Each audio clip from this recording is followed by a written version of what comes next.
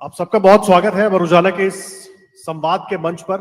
देखिए, जब बात राजनीति की होगी, बात सियासत की होगी, तो एक सवाल जो सभी नेताओं से पूछे जाते हैं, हम आप लगातार पूछते रहे हैं हर चुनाव में, और सिर्फ चुनाव नहीं, चुनाव के इतर भी हम सबके मन में ये सवाल होते हैं, और वो होता है शिक्षा और रोजगार। तो ये जो हमारा सेशन है बहुत महत्वपूर्ण होने वाला है, शिक्षा को लेकर खास करके इसलिए क्योंकि बात उच्च शिक्षा की होती है। बात ये होती है कि उच्च शिक्षा के जरिए क्या हमारे युवा वो मुकाम हासिल कर पा रहे हैं जो उनको हासिल कर लेना चाहिए, या जहां तक हमारे युवाओं को पहुंचना चाहिए। क्योंकि अगर मैं स्वर्णिम शताब्दी की बात करता हूं, उत्तर प्रदेश से शुरुआत करते हैं, साथ में देश को भी जोड़ते हैं, तो युवाओं की संख्या जितनी इस देश में है, क्या हम उस गति से उनको वो ट्रेनिंग दे पा रहे हैं कि वो अपने बेहतर भविष्य को और उज्जवल कर सकें। और इसीलिए ये तीन खास मेहमान हमारे साथ अपने अपने क्षेत्र के दिग्गज मौजूद हैं, उनसे बात करेंगे, उनसे जानेंगे। हमारे साथ आदित्य मौजूद हैं, आदित्य भी सवाल करेंगे। आदित्य खुद एक स्कूल चलाते हैं, क्या क्या बहुत सारी तकनीकी दिक्कतें आती हैं वो भी जानने समझने की कोशिश करेंगे। तो चर्चा की शुरुआत करते हैं। देखिए, संवाद में और हर संवाद में ये एक विषय हम जरूर रखते हैं कि शिक्षा के साथ कौशल का समन्वय, यानी कि एजुकेशन और स्किल डेवलपमेंट को कैसे जोड़कर स्वर्णिम शताब्दी की ओर बढ़ा जा सकता है। आप सबका बहुत स्वागत है। अनिल सर, आपसे सबसे पहले मैं चर्चा की शुरुआत करूंगा। पहले भी कई सेशन हम आप इस पर कर चुके हैं। न्यू एजुकेशन पॉलिसी के बाद बहुत सारी चीजें चेंज हुई, बहुत सारी चीजें उसमें जोड़ी गई हैं। बदलाव क्या हम उस तरीके से देख पा रहे हैं? कंप्लायंस वैसा हमको दिख रहा है? अभी बहुत जल्दी होगा, लेकिन फिर भी उस दिशा में हम बढ़ रहे हैं। मैं ये कि इसलिए बहुत सारी बातें, अगर जब आप दूसरे देशों से अपने आप को हम कंपेयर करते हैं स्किल डेवलपमेंट और हायर एजुकेशन को लेकर, तो थोड़ा अभी भी हम कहीं ना कहीं लैग करते हुए दिखते हैं, या उस तरीके से आगे बढ़ते नहीं देखते। कैसे ये पूरा सिनेरियो है, जरा एक बार बताइए। देखिए, जब राष्ट्रीय शिक्षा नीति आई 2020 में, उस समय से अभी तक यानी करीब करीब 4 साढ़े 4 साल हो चुके हैं, और धीरे धीरे कौशल विकास योजना या हम जो नॉर्मल एजुकेशन सिस्टम जो होती है, शिक्षा व्यवस्था, उसमें कैसे लोगों को जोड़ना है कौशल के साथ, इसके बारे में कार्य शुरू हुआ है। लेकिन फुल्ली सेटिस्फाइड है क्या? अभी भी नहीं है, क्योंकि बहुत सारे स्कूलों में आज भी ये सारी चिंता का विषय जरूर है। लेकिन मैं दो चीजों को बताना चाहूंगा। एक एक्सपेरिमेंट के रूप में जो नीति आयोग के तरफ से टिंकरिंग लैब्स की शुरुआत हुई, 10,000 स्कूलों में टिंकरिंग लैब्स आज है। और वहाँ जब स्टूडेंट जाते हैं, जब 6ठी क्लास के, 8वीं क्लास के, और उनके हाथ में जब अलग अलग इक्विपमेंट टूल्स मिलते हैं, तो वो जो जैसे तोड़ फोड़ करते हुए जो सीखते हैं, उससे समझ में आता है कि छात्रों में उसके कौशल के बारे में रुचि तो है, लेकिन सपोर्ट सिस्टम जरा कम था। तो इस बजट में जब बताया गया कि अगले 5 साल में और 50,000 ऐसे टिंकरिंग लैब्स स्कूलों में होंगे, तो ये एक बहुत बड़ी योजना है, जिसके तहत 6ठी कक्षा से ही जो राष्ट्रीय शिक्षा नीति में कहा गया है कि हमको स्किल एजुकेशन देना चाहिए। तो मैं तो हमेशा कहता हूं कि general education without skills is futile, skill education without general education is equally useless. तो दोनों का जोड़ होना बहुत बहुत जरूरी है, और राष्ट्रीय शिक्षा नीति ने इसके ऊपर बहुत सारा जोर दिया हुआ है। ये अहम बात आप कह रहे हैं सर। डॉक्टर हरिओम सर, मैं आपको चर्चा में लाना चाहूंगा, क्योंकि देखिए, उत्तर प्रदेश में एक बड़े विजन के साथ योगी आदित्यनाथ जी की सरकार चल रही है, और जो बात अनिल सर कह रहे हैं, क्या उस तरीके के एक्सपेरिमेंट्स उस दिशा में हम बढ़ रहे हैं? एक तो हो क्या रहा है, पहले वो सिनेरियो भी बताइए, कैसे नई चीजों को इम्प्लीमेंट कर रहे हैं ताकि जिस स्किल डेवलपमेंट और हायर एजुकेशन दोनों के समन्वय की हम बात कर रहे हैं, वो जमीन पर उतरता दिख रहा है। फ्यूचर का प्लान क्या है? और जो बातें सर कह रहे हैं कि उसको थोड़ा सा और नॉर्मलाइज करना होगा, चीजों को जोड़ना होगा, उस पर हम फोकस कर रहे हैं क्या?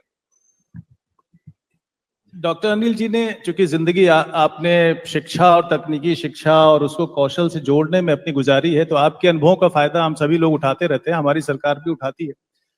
लेकिन जहां तक स्कूली शिक्षा को कौशल से जोड़ने की बात है, तो मैं बताना चाहता हूं पैनल को भी और ऑडियंस को भी कि जो हमारा विभाग है वो एक प्रोजेक्ट प्रवीण करके एक कैंपेन चला रहा है, जिसका पायलट प्रोजेक्ट के तौर पे तो 16-17 से हमने इसको शुरू किया था जी।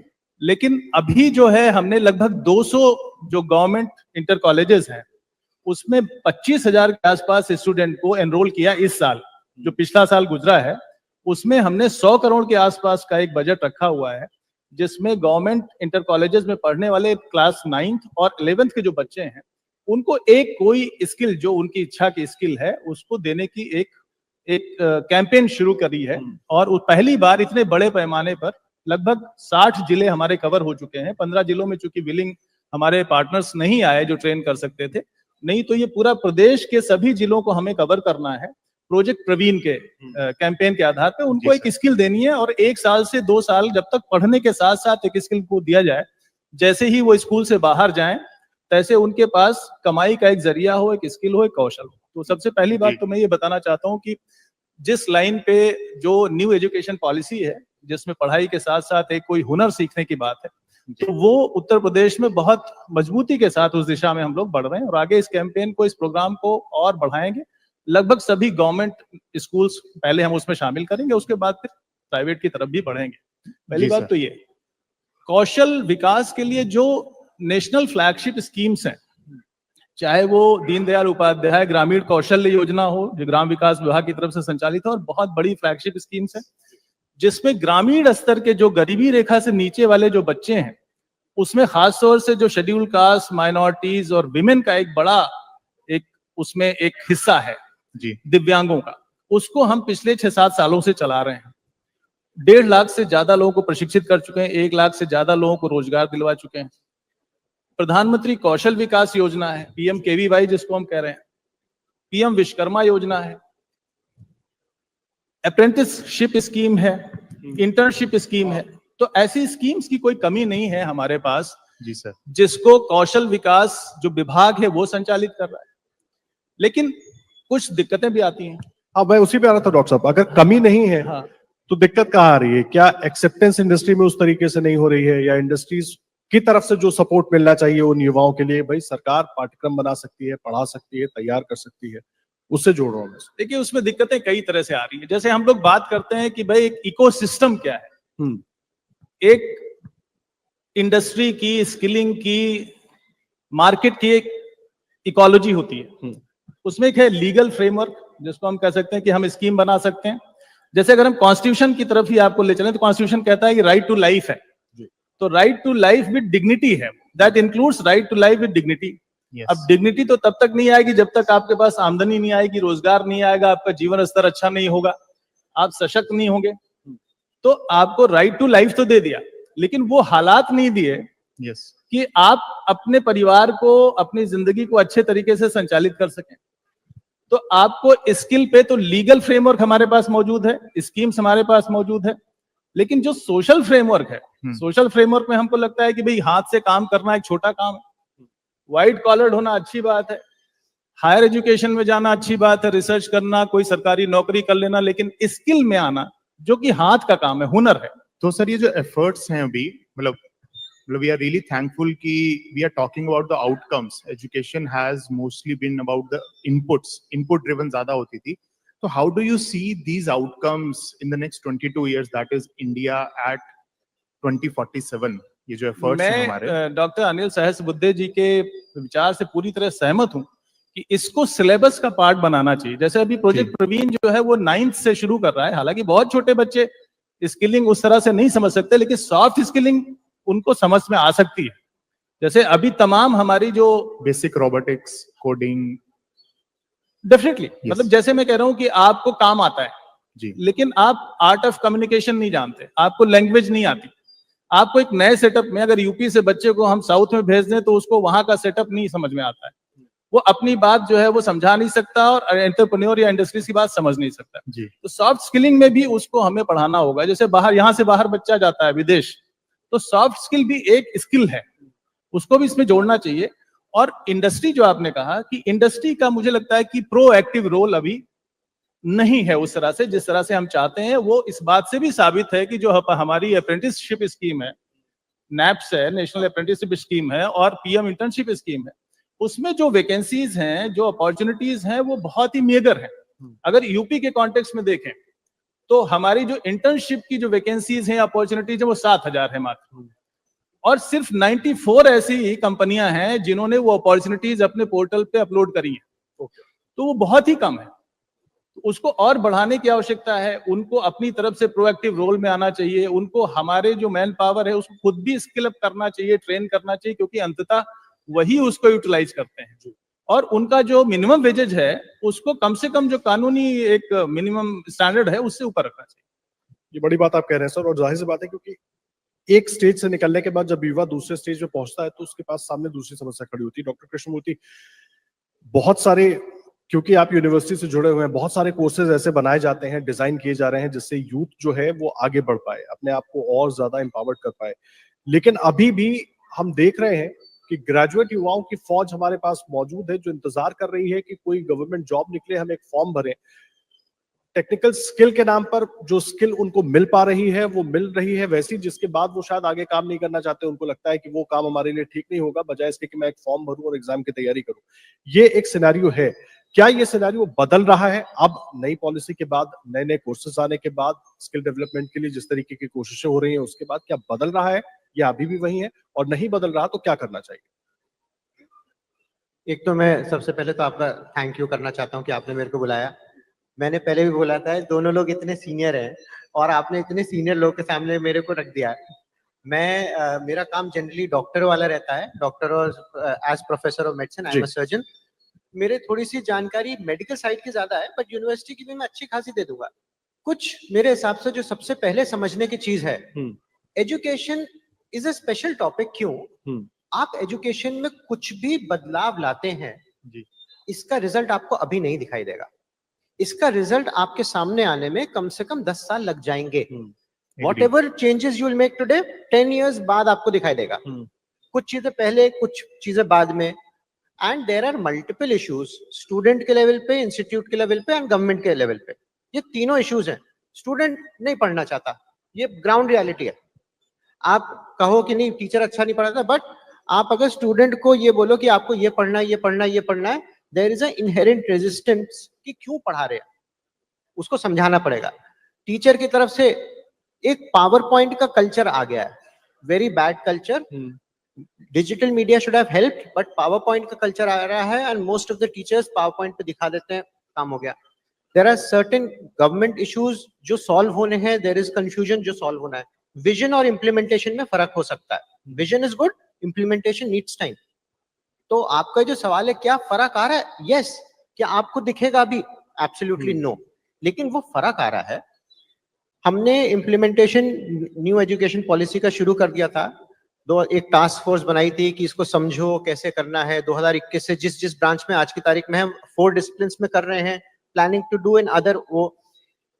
And there is a change, but it will not be, unfortunately it will not be visible in the near future. For another 5 years मुझे नहीं लगता कि आपको ऐसे लोग दिखेंगे। हाँ, steps are being taken, जैसे आप शॉर्ट कोर्सेज कर रहे हैं साथ में, अच्छा अपनी पढ़ाई करते रहो, क्योंकि कोई भी पढ़ाई छोड़ के काम नहीं करेगा। कल को मेरी क्या सिक्योरिटी होगी, जॉब सिक्योरिटी, तो आपको उसके साथ चलाने पड़ेंगे। उसको विश्वास दिलाना पड़ेगा कि आप करोगे तो आपको फायदा है। तो ये कोर्सेज हमने शुरू कर दिए हैं। So to expose the school children more towards the practice of medicine, what do you suggest should be done in schools so that they get the exposure and understand better that this is the line I want to take? Primarily from in the middle school, in the secondary, because when they jump to senior secondary, they are facing that, okay, I have to give the exam of NEET in next 2 years. So what can be done in the very early years in schools? You're talking specifically about medicine? Primarily Yes. medicine, because it is something that I don't think that there should be anything done specifically for medicine. The new education policy for the, not for higher education, for primary education is बहुत ज्यादा अच्छी। उसको implement करना पड़ेगा। अगर वही अच्छे से इम्प्लीमेंट हो जाती है तो हमारा हो जाएगा। The only problem that I see with the entrance exam at the UG level is, भाई आप पूछ क्या रहे हो? मतलब आपके जो एग्जाम्स होते हैं वो बेसिकली वो पूछते हैं which my first year MBBS should know. जो वो पढ़ के आ रहा है तो उससे क्या पूछ रहे हो? So you cannot prepare a student for that. और अगर आप उसको प्रिपेयर करोगे तो it will cause unnecessary stress on the student. मुझे लगता है जो हमारी यूजी से प्राइमरी एजुकेशन में जो एजुकेशन पॉलिसी है, अगर वही हो जाए with special emphasis on coding and और इंपॉर्टेंट चीजें, that is good enough for making the student towards education medical side. I feel we need to change the perception of doctors and medicine before we change that. क्योंकि मुझे जो दिखाई देता है 5 साल 6 साल में कोई मेडिसिन नहीं लेना चाहेगा. You will have a shortage of doctors then. Okay Anil sir, आपने तमाम बातें कही। आपने पहले भी कई बार कहा है जब हम बात करते रहे हैं कि बहुत कम एज से या छोटी क्लासेस से स्किल डेवलपमेंट को साथ में जोड़ना होगा। आपने स्टार्टअप्स का भी जिक्र किया। स्टार्टअप्स को लेकर मैं इसलिए बात कर रहा हूं क्योंकि अभी जो हमारा यूथ है जो स्टार्टअप करने की कोशिश कर रहा है, जो हुए कुछ यूनिकॉर्न्स भी हुए, उनकी भी बहुत तारीफ होती है, लेकिन उसके बाद जो मेजॉरिटी है उसको लेकर मैं कोट कर रहा हूं पीयूष गोयल साहब को, जिन्होंने कहा कि हमारा युवा अभी भी डीप टेक स्टार्टअप्स पे काम नहीं कर पा रहा है। वो फूड डिलीवरी एप्स बना रहा है, तमाम अलग अलग चीजों के काम कर रहा है, जॉब जरूर जनरेट कर रहा है, लेकिन वो उस लेवल पर नहीं जा रहा है जैसे शायद चाइना जा रहा है या दूसरी कंट्रीज जा रही हैं। वो जो गैप है वो कैसे फिल इन होगा? देखिए, इसमें दो तीन चीजों को हमको ध्यान में रखना चाहिए। एक तो पूरा हमारा एजुकेशन सिस्टम का रिफॉर्म जो राष्ट्रीय शिक्षा नीति में कहा गया है, उसको टोटली जब इम्प्लीमेंट करेंगे, जैसे कृष्णमूर्ति जी ने कहा, स्कूल एजुकेशन से ही शुरुआत होनी चाहिए, जो 5+3+3+4 सिस्टम में है, जहां से स्टूडेंट्स को इनोवेटिव क्रिएटिव बनने के लिए उसको एजुकेशन के साथ भले स्पोर्ट्स कल्चरल एक्टिविटीज में एक तरफ जोड़ना, स्किल को जोड़ना। Yes. इससे क्या होगा, और परीक्षा पद्धति जिसमें सिर्फ rote learning based question paper के जगह कुछ critical thinking analytical ability develop करने वाली जब करेंगे तो ऑटोमेटिकली हमारे स्टूडेंट्स इनोवेटिव होंगे, नवाचार ढूंढ लेंगे और उसके बाद अपने आप स्टार्टअप कल्चर इवॉल्व होगा and deep tech startup culture भी इवॉल्व होगा। Sir, कोई what शक नहीं। role do you see AI will play in this? That the skills, education that can be imparted in the schools in the first year of the college, do you think AI will have a very deep impact? AI is already showing its own impact, and it is both positive and negative. So we must take positive aspects of AI Yeah. in terms of making use of it for our better learning, Yes. faster learning, effective learning, and also create inquisitiveness in the minds of the students. उसके Yes. लिए AI का उपयोग बहुत है, लेकिन उसकी जो limitations है उसको भी जानकर कहाँ हमको लक्ष्मण रेखा खोजनी चाहिए ये भी हमको सिखाना पड़ेगा। Yes. These are two different elements. But आप जब स्टार्टअप की बात कर रहे थे और इनोवेशन की बात कर रहे थे, industry often used to say that our students are not employable graduates, and वो परसेंटेज मुझे याद है 10 साल पहले 20-25% ऐसे आता था। CII, NASSCOM, FICCI ये सब बताता था। लेकिन जो अलग अलग पहलुओं पे स्किलिंग इनडायरेक्टली या एक्सपीरियंशियल लर्निंग का अनुभव लोगों को करना शुरू किया, तो आज वो सर्वे 50% हो रहा है। कृष्णमूर्ति जी कह रहे थे कि उसको टाइम लगता है, तो हमने टाइम उसको 8-10 साल दिए तो आज 50% तक पहुंच गए। मेरे ख्याल से राष्ट्रीय शिक्षा नीति के सारे पहलू यदि हम और अगले 5 साल लगाएंगे तो ये 50%, 70-80% तक पहुंचने में कोई शंका नहीं है। और दूसरा, लोग कहते थे कि they are not employable, but हमने एक स्मार्ट इंडिया हैकेथॉन नाम से हैकेथॉन शुरुआत की, इसको 8 साल हो गए अभी। हर साल करीब करीब 500 करीब प्रॉब्लम स्टेटमेंट्स गवर्नमेंट डिपार्टमेंट से, स्टार्टअप से, लार्ज एंड स्मॉल इंडस्ट्री से, समाज से, NGO से आते हैं और वो चैलेंज के रूप में हम स्टूडेंट्स को देते हैं और out of the box solution जो दे रहे हैं उनको शॉर्टलिस्ट करके जब करते हैं तो मैंने देखा है कि वो सॉल्यूशंस जो बड़े बड़े हमारे industries as well as government agencies like ISRO, DRDO, ministry of railways 10-10, 15-15 साल तक सॉल्व नहीं कर सके थे, ये under graduate students of second year third year are able to do it. So what is important is we have to provide support system, we have to provide encouragement, we have to mentor them. ये यदि करेंगे तो आप जो सवाल कर रहे थे सारे प्रॉब्लम का सॉल्यूशन वहां छुपा हुआ है, वहां से निकलेगा। Sir, do you also see something like a UPI movement in the education, because जो technology deeper जाएगी, so that we reach out to each and every student of India through technology? How far do you think we are in that moment? I think we are fairly in a good position today compared to about 5 years ago. Today our internet, what we call fiber optic connectivity has reached more than about 60% of the villages. Wonderful. And all the towns and cities, of course, of the country, including the remotest areas. That being the case, a student at the very remotest place, maybe in Saharanpur, maybe anywhere in the country, or in Nagaland, or Jammu Kashmir, Ladakh, will be able to access the best possible education Wonderful. at the doorsteps. What you need is only connectivity, one smart device, Yes. and then best professors from maybe BHU, maybe IIT Madras, or Indian Institute of Science is at your doorsteps. You can learn from them. Plus, what we have also provided through the government is a very unique ID, exactly like our Aadhaar, based on Aadhaar itself, of course, at the back end, called as APAR ID. Yes. APAR stands for Automated Permanent Academic Account Registry. Registry. Yes. और आप अपार किसी भी भारतीय भाषा में पूछिए इसका मतलब क्या है, वो अनेक, इन्यूमरेबल ऐसा ही अर्थ निकलता है. तो इसके भी यूज केसेस बहुत हैं. यानी एक स्टूडेंट को अपार आईडी मिलने के बाद automatic account is open called as academic bank of credits. और आप जो सीखते हो, फॉर्मल इनफॉर्मल स्किल और even sports, cultural activities, competitions, वहां जो आप कर रहे हो सब वहां डिपॉजिट किया जा सकता है, so that it becomes a life long dynamic CV of the candidate. आप जब एक स्कूल से दूसरे स्कूल में ट्रांसफर में जाते हो, एक एंट्रेंस एग्जाम की बात हुई तो एंट्रेंस एग्जाम में डेटा फिल करना पड़ता है, वो सारा ऑटोमेटिकली पिकअप होके आप एक यूनिवर्सिटी से दूसरे यूनिवर्सिटी, हायर एजुकेशन के लिए बाहर के देश में जाना भी है, या एम्प्लॉयमेंट के लिए आप एप्लीकेशन कर रहे हो, या स्टार्टअप के लिए एप्लीकेशन कर रहे हो, लोन मांग रहे हो, तो आपका बैकग्राउंड क्या है, ये पूरा का पूरा वहां that will be quite clear. It is like an आईना, वो mirror for the education content that the student has enjoyed or done. Wonderful.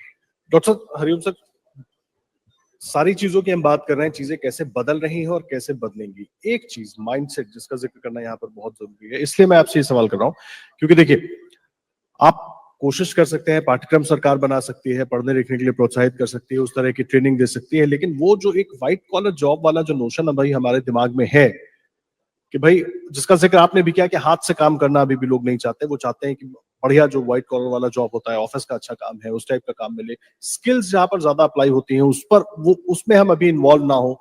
ये एक अभी भी लड़ाई लंबी चलती है, लंबी, युवाओं के अंदर भी जद्दोजहद है, परिवारों के अंदर भी जद्दोजहद है. तो ये सोच तोड़ना जिम्मेदारी सबकी है, वो चाहे स्कूल कॉलेज हो चाहे सरकार हो, मतलब ये बताना होगा. अभी भी हम देखते हैं बड़ी संख्या में युवाओं की भीड़ जुटती है, कोई आंदोलन होता है, नौकरी की बात होती है, आप जाकर पूछिए, ज्यादातर ग्रेजुएट होते हैं, उसके आगे वो या स्किल से जुड़ नहीं रहे हैं या वही नोशन है कि भाई व्हाइट कॉलर जॉब चाहिए, कोई सरकारी नौकरी मिल जाए. देखिए, जब हम खासतौर से भारतवर्ष के बारे में बात करते हैं, इंडिया के बारे में, तो हमें ये ध्यान रखना चाहिए कि जैसे जो एडवांस कंट्रीज की अपनी रिक्वायरमेंट है, जो उनकी इकोनॉमी है, जो उनकी टेक्नोलॉजी है, क्या हम उस स्टेज पे आ गए हैं कि हम उसको सीधे सीधे अपना सकते हैं? मेरी सोच इसमें थोड़ा फर्क है. मुझे लगता है कि हिंदुस्तान या उत्तर प्रदेश एक साथ जो है वो ट्रेडिशनल सोशल सेटअप में भी है, मिडिवल सोशल सेटअप में भी है और मॉडर्न सोशल सेटअप में भी है. एक तरफ तो हमारे पास दिल्ली एनसीआर है, नोएडा है, ग्रेटर नोएडा है, एक तरफ बुंदेलखंड है, एक तरफ पूर्वांचल है. तो हम ये कहें कि हम एआई की तरफ जाएं या बहुत ही स्मार्ट टेक्नोलॉजी की तरफ जाएं और सब कुछ पुराना कन्वेंशनल छोड़ दें, तो वो हमारे लिए ठीक नहीं है. हमारी इकोनॉमी का जो अपना कॉम्पोजिशन है, उसमें भी देखिए एग्रीकल्चर का बहुत बड़ा पार्ट अभी भी है, मैन्युफैक्चरिंग सेक्टर का बहुत बड़ा पार्ट अभी भी है. एक बहुत बड़ी आबादी ऐसी है जो मनरेगा जैसी स्कीम पे अपनी आजीविका कमाती है. एक बहुत बड़ी आबादी है जिसको हम फ्री में राशन देते हैं. तो क्या वो हाईटेक टेक्नोलॉजी के साथ अपने आप को स्किल कर सकते हैं? तो हमें कहीं ना कहीं अपना जो सिलेबस है, जैसे हमारी आईटीआईज का या प्राइवेट आईटीआईज का जो एक बड़ा नेटवर्क है, उसमें जो 100 कोर्सेज हम पढ़ाते हैं, उसमें फिटर है, वेल्डर है, प्लम्बर है, इलेक्ट्रीशियन है, मैकेनिक है, टर्नर है. तो ये तो हमें बेसिक जो मैन्युफैक्चरिंग सेक्टर के जो टेक्निक्स हैं, जो हुनर है, ये वो हैं. तो अब उनको तो हमें रखना ही रखना है. जैसे हमने एक बहुत छोटा सा आइडिया हमने दिया, जैसे आप सभी लोग यहाँ से हम पूछना चाहते हैं कि जैसे आपको आपके घर में एक कुक चाहिए, आपको अपने घर का ड्राइवर चाहिए, आपको डोमेस्टिक हेल्प चाहिए, कपड़ा साफ करने वाला ऐसी, तो आपको कोई मिलता नहीं है. जी हाँ. अगर कहीं चला गया आपका घर में काम करने वाला, तो कोई ऐसी एजेंसी नहीं है जिसमें बिना 1 महीने के एडवांस दिए हुए एक बंदा आपको स्किल मिल जाए, और लोकल तो नहीं ही मिलेगा. तो स्किल डेवलपमेंट मिशन या हमारे जैसे डिपार्टमेंट का अपना मैंडेट ये हो सकता है कि एक रोजमर्रा की जरूरत की जो स्किल्ड मैन पावर है, वो क्या हम प्रोड्यूस कर पा रहे हैं. हम एआई के बारे में तो बात कर रहे हैं, हम जीपीटी के बारे में बात कर रहे हैं, हम बड़ी बड़ी टेक्नोलॉजी की बात कर रहे हैं, ऑटोमेशन की बात कर रहे हैं, लेकिन हम क्या हमारे आसपास ऐसे लोग हैं जो हमारा टीवी खराब हो जाए तो बना सकते हैं, हमारे घर में खाना बना सकते हैं, हमारी गाड़ी चला सकते हैं, हमारे क्यारियां में उसमें फूल उगा सकते हैं? तो जो हमको वो सारे कोर्सेज को एक साथ बैलेंस करके लेके चलना होगा. दूसरी चीज, स्किल तो हम बहुत लोगों को देते हैं, हम सर्टिफिकेट भी दे देते हैं जी, बट उसकी क्वालिटी क्या है? हाँ, उसको बाहर निकलते जैसे आईटीआई से जो बच्चा पास करके निकलता है तो उसको तो रोजगार मिल जाना चाहिए। तो इंडस्ट्री जो है उसको कहती है कि भाई इनके पास तो रिक्वायर्ड जो है स्किल है नहीं, हमको जो स्किल चाहिए वो इनके पास नहीं है। लेकिन जब हम इंडस्ट्री से ये कहते हैं कि आप हमारे अपने संस्थानों में आके हमारे बच्चों को ट्रेन करिए और अपना जो है वो थोड़ा सा स्टेक 500,000 रुपए का पर बच्चे के रेम्युनरेशन में दे दीजिए, तो वो अपने हाथ खींच लेता है। उसको लगता है कि मैं बंगलौर से मैन पावर ले आऊंगा, मैं बिहार से ले आऊंगा, लेकिन यूपी से नहीं लाऊंगा क्योंकि वो ऑर्गेनाइज हो जाएंगे, वो हमारे खिलाफ जो है आवाज उठाने लगेंगे। ये भी एक सोच है जब से मैं इस डिपार्टमेंट को देख रहा हूं। तो ये जो इकोसिस्टम की हमारी बात हो रही है कि जितने स्टेक होल्डर है, चाहे वो हमारा बच्चा हो जिसके अंदर स्वाभाविक बात है कि वो सरकारी नौकरी मिल जाए, उसको हाथ से काम ना करना पड़े, समाज में ऐसी एक मान्यता है कि हाथ का काम छोटा होता है। और आप देखिए कि जो गरीब तबका है वही हाथ का काम भी कर रहा है। जैसे आपका टेलर है, कौन है? आपका जो सब्जी जहां से आप खरीदते हैं, फल खरीदते हैं, कहाँ कौन है? आपके घर में जो खाना बनाता है कौन है? आपकी गाड़ी कौन चला रहा है? तो वो कोई पढ़ लिख के, तो हमारा जो क्लाइंटेल है कौन सा? 8वीं पास, 10वीं पास, 12वीं फेल, ये हमारा क्लाइंटेल है। इसकी क्या एम्बिशन है, क्या रिक्वायरमेंट है, क्या मेंटल कैपेबिलिटी है, क्या उसको हम बहुत हाई टेक टेक्नोलॉजी समझाएंगे तो उसकी रिसेप्टिविटी होगी? तो हमें ये देखना होगा कि स्किलिंग का जो हमारा टारगेट एरिया है वो डिफरेंट है।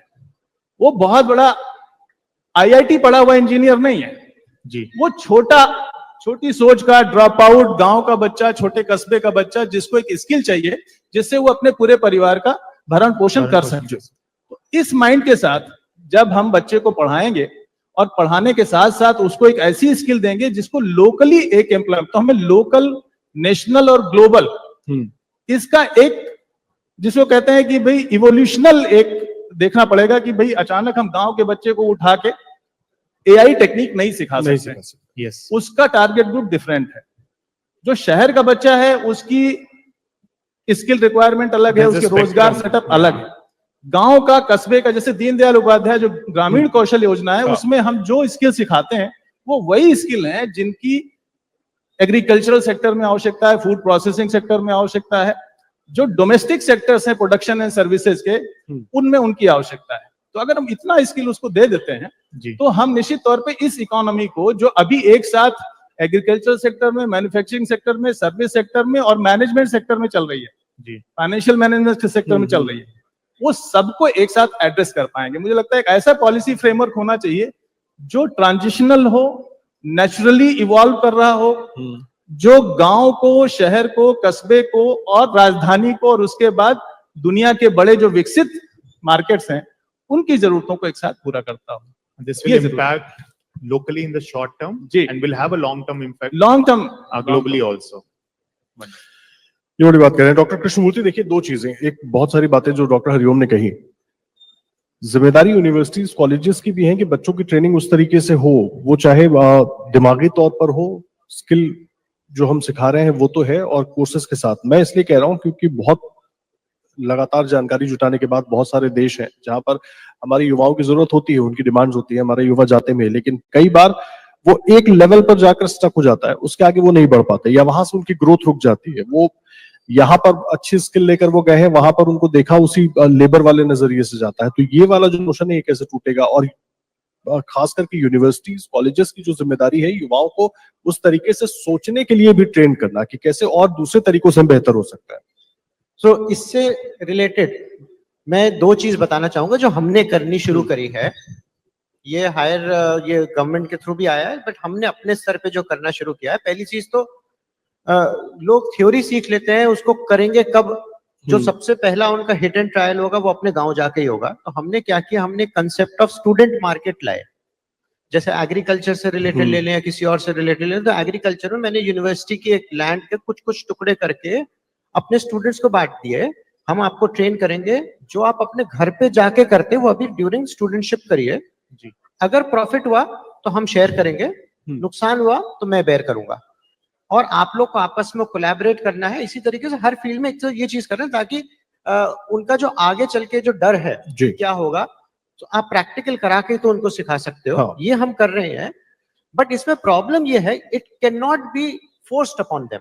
तो हम अभी सब स्टूडेंट्स के साथ नहीं कर रहे हैं, only the students who want to do it के साथ हम कर रहे हैं, जो भी अच्छा नंबर है। द सेकेंड थिंग मुझे जो लगता है, देखिए नॉलेज जो हमारे पढ़ाई होती है उसके 3 स्पेसिफिक डोमेन्स हैं जी। एक डोमेन होता है जिसे कहते हैं नॉलेज डोमेन, मेरे को कोई चीज लिखत पढ़त में कितनी आती है। दूसरा जो स्किल वाला पार्ट हो गया जिसको हम कहते हैं साइकोमोटर डोमेन, मेरा हैंड आई कोऑर्डिनेशन कितना अच्छा, मुझे काम कितना आता है। जैसे सर ने बताया था कि दोनों ही चीज एक दूसरे के बिना इनकम्प्लीट है। प्रॉब्लम कहां आती है कि एक थर्ड डोमेन है जो कि मिस हो जाता है, जिसे हम कहते हैं इमोशनल डोमेन। आप पैसा देके किसी से वो काम नहीं करा सकते जो उसे मोटिवेट करके काम करा सकते हैं। और यहां पे हमने जो कर रखा है, एक हमने राष्ट्र, हम अभी इसको 100% नहीं कर पाए क्योंकि मैंडेटरी करके हम नहीं इंप्लीमेंट कर सकते। हमने राष्ट्र निर्माण करके, राष्ट्र चरित्र निर्माण करके एक 5 मार्क्स का क्रेडिट वैल्यू एडेड कोर्स शुरू किया है, where everyone has to answer some की क्वेश्चंस। सर, अरे अरे सर आपको देने। सो इसमें एंड मेरे को ये लगता है कि this is something not that should not be done at a university level. आप अपने देश के लिए क्या कर रहे हो, आपका जो देश है वो आपसे क्या एक्सपेक्ट करता है, आपको काम करना है, आपको डेडिकेशन करनी है, आपको मोबाइल कहां तक यूज करना है, ये जो की क्वेश्चंस होते हैं ना, ये वाली चीज है। आपका देश का संविधान क्या चीज है, what the country demands of you. जब ये मोटिवेशन आपको कंट्री को, आज की तारीख में तो सबको ये याद दिलाना कि आपके कंट्री में जो हमको आजादी मिली है वो कैसे मिली, वही उसका सच्चाई आईने के बारे में क्या संघर्ष थे। मुझे लगता है जब हम अपने स्टूडेंट्स को मोटिवेट करेंगे तो half of these issues solve हो जाएंगे अपने आप। तो ये हमने कर रखा है। There are so many things that national education policy में हो रही है, उसको कैसे मल्टी डिसिप्लिनरी बनाएं, उसको एंट्री एग्जिट उसका स्टूडेंट का आसान कर दें। आप आसान कर दोगे, आप यूनिवर्सिटी में अच्छा नहीं पढ़ाओगे तो एग्जिट ले लेगा, बट इसके नेगेटिव एस्पेक्ट्स भी हो सकते हैं। Things are there, this is something that we have done.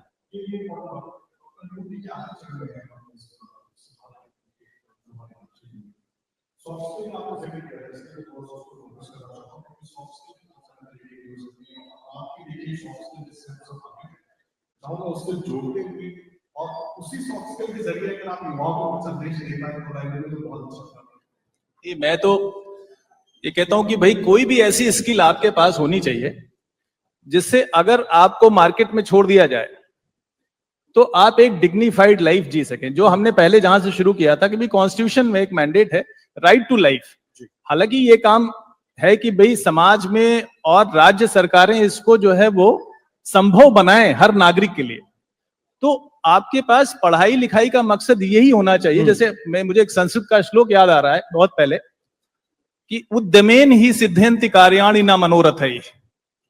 तो उद्यम शब्द, आप जो आज उद्यमशीलता और उद्यमिता चल रहा है, एंटरप्रेन्योरशिप चल रही है, उसका जिक्र संस्कृत में कि भाई उद्यमशीलता से ही आपके मन के कार्य पूरे हो सकते हैं। सिर्फ मन में भावना करने से, सोचने से, विचार करने से, भाषण देने से, प्रवचन करने से वो नहीं होगा, जो कार्य है आपका सिद्ध नहीं होता। तो उद्यमेन ही सिद्धंति कार्याणि न मनोरथई नहीं सुप्तस्य सिंहस्य प्रविशन्ति मुखे मृगाः। जैसे सोते हुए सिंह के मुख में शिकार अपने आप प्रवेश नहीं करता है, चाहे जितना ताकतवर हो वो, उसको शिकार पकड़ने के लिए, अपनी क्षुधा बुझाने के लिए, एक तो ये बात। हाँ।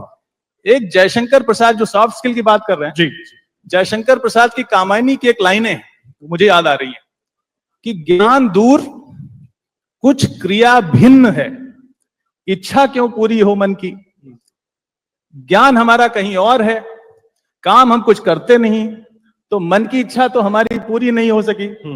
तो एक दूसरे से ना मिल सके, यही विडंबना है जीवन की। तो हमारे समाज और जो प्रदेश की विडंबना यही है कि ज्ञान बहुत है हमारे पास, हम मनीषी हैं, लेकिन काम हम कुछ करना नहीं चाहते। इच्छा हमारी अनंत है, हम आकाश पे जाना चाहते हैं। तो जब तक ज्ञान और क्रिया को मिलाएंगे नहीं, तब तक नहीं। तो हमारा एक शेर है कि भाई चलिए कुछ काम कर लिया जाए, सिर्फ बातों से कुछ नहीं होगा। तो हमें कोई न कोई स्किल अपने हर यूथ को, हर युवा को देना होगा। और उसके लिए हमारा तो विभाग है, हम तो वो काम कर ही रहे हैं, लेकिन एक हमारी इच्छा भी है कि इस समाज में जो भी बच्चा निकल के आए, जैसे जैसे हम लोग कहते हैं कि भाई क्या पढ़ रहे हो, जैसे हम लोग गांव में पढ़ते थे तो मैं तो अभागा था, मैं आर्ट्स पढ़ रहा था जी।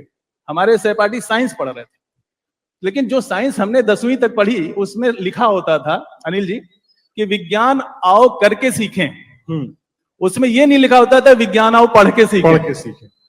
तो हमारे पूर्वजों ने भी जो सिलेबस बनाया उसमें करके सीखने वाली बात कही थी, और वही जो आप कह रहे हैं, उसी से हम डिटैच होते चले गए हैं हाँ कि हमने हमेशा पढ़ के सीखने की तरफ जोर ज्यादा रखा, करके सीखने की तरफ जोर नहीं नहीं, और अब वक्त आ गया है कि करके सीखने पर जोर ज्यादा देना होगा, जो बात को डॉक्टर हरिओम कह रहे हैं और अनिल सर ने कही, डॉक्टर साहब ने कही, तमाम बड़ी अहम बातें हैं और इसीलिए ये चर्चा बहुत महत्वपूर्ण हो जाती थी और संवाद के इस मंच के जरिए हमने उसका पूरा फायदा उठाने की कोशिश की। तीनों खास मेहमान हमारे साथ मौजूद थे और सर आप सबका बहुत धन्यवाद, आप सबका जो महत्वपूर्ण इनपुट और इंसाइट है इस विषय पर, क्योंकि बहुत से युवाओं को कई कंफ्यूजन होती हैं जो इस बातचीत के जरिए भी दूर होगी और उनके भी समझ में आएगा। जल्दी से एक लास्ट पॉइंट बताना चाहूंगा, हमने अंग्रेजी के ऊपर ज्यादा जोर देके बैठे हुए हैं।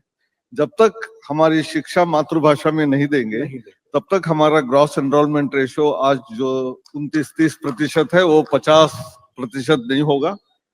सिमिलरली जब तक टेक्नोलॉजी का उपयोग जितना ज्यादा हो सके वो नहीं करेंगे तब तक हम दूर दराज जगह में जा नहीं सकेंगे। तो ये दोनों चीजों को हमको करना पड़ेगा। ये बड़ी बात कह रहे हैं सर आप, और इसी के साथ देखिए बहुत महत्वपूर्ण बातें हमारे तीनों खास मेहमानों ने कही है।